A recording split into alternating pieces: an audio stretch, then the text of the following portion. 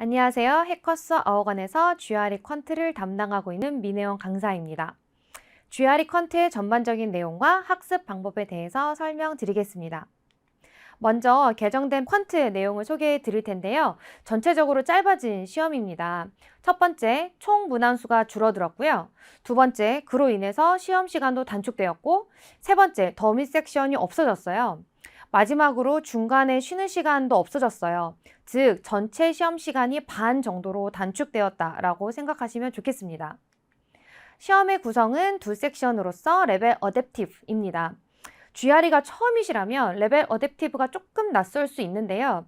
간단히 설명을 드리면 처음 섹션의 결과에 따라 두 번째 섹션의 난이도가 바뀌어져요. 예를 들어 첫 섹션을 잘하면 두 번째 섹션의 난이도가 올라가게 되고, 반대로 첫 번째 섹션을 많이 틀렸으면 두 번째 sek션의 난이도가 쉬워집니다. 난이도뿐만이 아니라 첫 번째 섹션에서 가져갈 수 있는 확보 점수도 되게 중요한데요. 첫 번째 섹션을 충분히 잘해 주셔야지만 확보 점수를 최대한 가져갈 수 있는 제도입니다. 전체 시간은 47분이고 총 문항수는 27문항입니다. 첫 번째 섹션에서 12문항을 21분 안에, 또 두 번째 섹션에서 15문항을 26분 만에 푸셔야 하고요. 간혹 학생분들이 하는 질문에서 선생님, 문제당 시간을 어떻게 두고 풀어야 하는지 물어보시는데 딱히 정해진 시간은 없습니다. 다만 기준 시간 2분 정도를 두고 그 문제에 대한 이해도 또는 접근 방법이 떠오르지 않는다면 과감히 다음 문제로 넘어가는 훈련을 하셔야 합니다. 만약 한 문제에 너무 많은 시간을 쏟다 보면 뒤에 남아있는 문제들에 영향을 미치고 결과적으로 페이스 조절 실패의 길로 가게 되기 때문에 반드시 2분 이내로 문제의 접근 방법을 알아내시길 추천드립니다. 좀 더 자세히 문제 유형에 대해 설명드리겠습니다. 총 4가지 유형으로 출제가 되는데요. 첫 번째는 대수비교, 두 번째 답 하나 고르는 객관식, 세 번째 답 하나 또는 여러 개 선택하는 객관식, 마지막으로 주관식 문제예요. 객관식이나 주관식 문제는 지금까지 많이 접해본 유형이기 때문에 따로 설명드리진 않겠고요. GRE에서 특별하게 나오는 대수비교 유형에 대해서 예시 문제와 함께 꼼꼼히 설명드려 보도록 할게요. 대수비교 문제에서의 가장 대표적인 예시인데요. 이런 식으로 전제 조건이 나올 때가 있고요. 또는 안 나올 때가 있어요. 어쨌든 여러분들이 대상 A와 대상 B의 값을 비교를 하셔서 어떠한 대상이 더 큰지를 확인을 해주시는 작업이 필요한데, 시험장에 가시면 이런 식으로 선택지가 정리가 돼서 나와요. 그래서 A는 A가 항상 클 때, B는 B가 항상 클 때, C는 2개의 대상이 동일할 때, D는 2개의 대상을 비교할 수 없을 때인데요. 그냥 나는 이거를 비교할 수가 없어, 그러니까 나는 D 데이빗이야, 이렇게 하시면 안 되고, 정확하게 이제 A와 B 또는 C의 상황이 아닌 그 모든 상황이 다 D 데이빗으로 정리가 되는데요. 주로 이런 경우도 되게 많아요. 예를 들어 A가 주로 큰데 B와 같아질 수 있다거나, 또는 B가 주로 큰데 A와 같아질 수 있다거나, 이 모든 상황이 다 어디에 부류가 된다? 비교할 수 없다에 부류가 되는 거예요. 그래서 반드시 A가 크거나 아니면 B가 크거나 아니면 2개가 동일하거나, 이렇게 3가지 상황이 아닌 그 나머지 모든 상황은 이제 D 데이빗으로 여러분들이 정리를 해주시면 됩니다. 그럼 다시 문제로 넘어가셔서요. 지금 전제 조건이 뭐였냐면 60마리가 있었고 20마리가 송벌즈고 23마리가 마이그레토리인데요. 이제 여기까지는 좀 무난했어요. 그쵸? 하지만 이제 가로 부분에서 이런 얘기를 해요. It is possible for songbird to be migratory or not. 무슨 뜻이에요?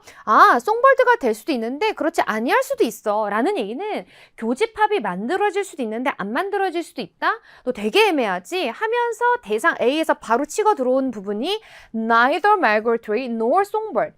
야, 마이그레토리도 아니고 송벌드도 아니, 여집합의 개수가 궁금해 라고 물어본 거예요. 그럼 여러분들이 빠르게 생각을 하셨을 때 이게 교집합이 형성될 수도 있고 안 형성될 수도 있으니까 나는 여집합의 개수 내가 어떻게 구해? 못 구해. 정답 D, 데이빗. 이러시면 너무 위험해요. 이러시면 안 되고, 전제 조건의 성질에 의해서 내가 어떻게 대상 A를 치고 갈지를 여러분들이 빠르게 판단을 해주셔야 되는데, 결과적으로 대상 A가 가져갈 수 있는 최소한의 값이 있는가 또는 최대한의 값이 있는가를 먼저 고민을 해주시자 이거예요. 자, 그렇다면 정리를 해보면 교집합이 형성 안 될 때 상황 하나, 두 번째, 완전한 교집합이 형성될 때 상황 하나, 이렇게 해서 두 가지를 놓고 한번 비교를 한번 해보자라는 거예요. 자, 그렇다면 송버드가 이렇게 있고 마이그레토리가 이렇게 있어서 20마리, 23마리 교집합 아예 없는 거 보이시고요. 자, 이랬을 때 여집합은 전체 60에서 그 외 나머지 부분이었기 때문에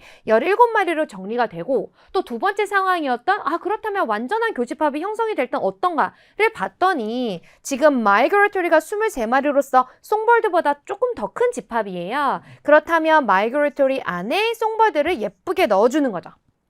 그러면 교집합의 최대값이 나옵니다. 자, 그러면서 우리가 전체 집합 60마리에서 여집합은 37마리로 정리가 되는 것도 보이시고요.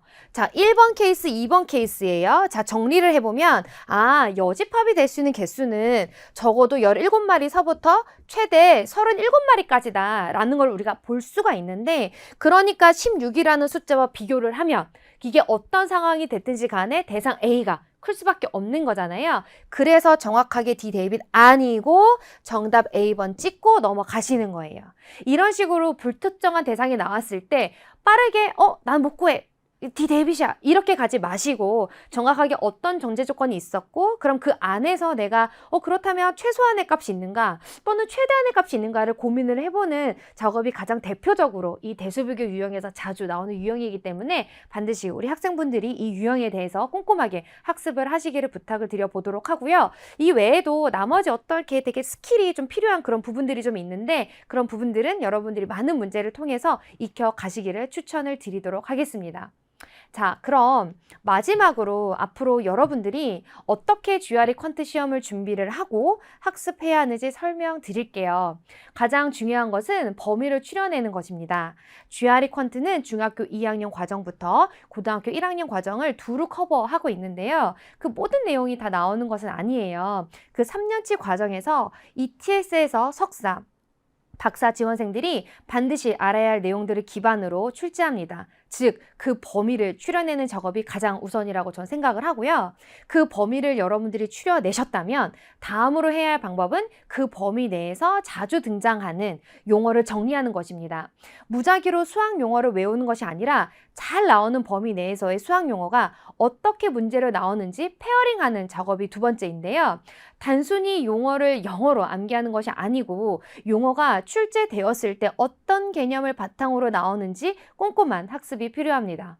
세 번째로는 영어로 문제를 풀기 어려워하는 학생분들이 많은데요. 특별히 자주 쓰이는 문법 구조, 문체 등이 있어요. 그러니 반복적으로 나오는 구문이나 문법 구조는 반드시 스스로 정리가 되셔야 합니다. 특히 학생들이 좀 많이 어려워하는 전치사 by, to, of, from, over 같은 전치사들, 또 관사, 동사의 수동태, 능동태 등등에서 놓치는 부분들이 좀 많아요. 스스로 자주 놓치는 부분들에 주의를 기울여야 하겠습니다. 마지막으로는 수학에 관련된 학습 방법인데요. 문제를 읽자마자 바로 접근법이 떠올라야 하는데 그 과정을 어려워하는 학생분들이 좀 많아요. 하여 키워드를 빠르게 찾아서 수학 개념에 매칭시키는 훈련이 반드시 필요합니다. 키워드란 문제 내에서 묻고자 하는 의도가 일 수가 있는데요. 예를 들어 배수라는 멀티플이라는 단어가 나왔다면 그 배수와 같이 짝꿍처럼 자주 나오는 약수, 즉 팩터의 개념과 연계되어 문제를 풀어야 하는지 아닌지를 생각을 해보는 것이 키워드 및 패턴을 익히는 방법이라 생각합니다.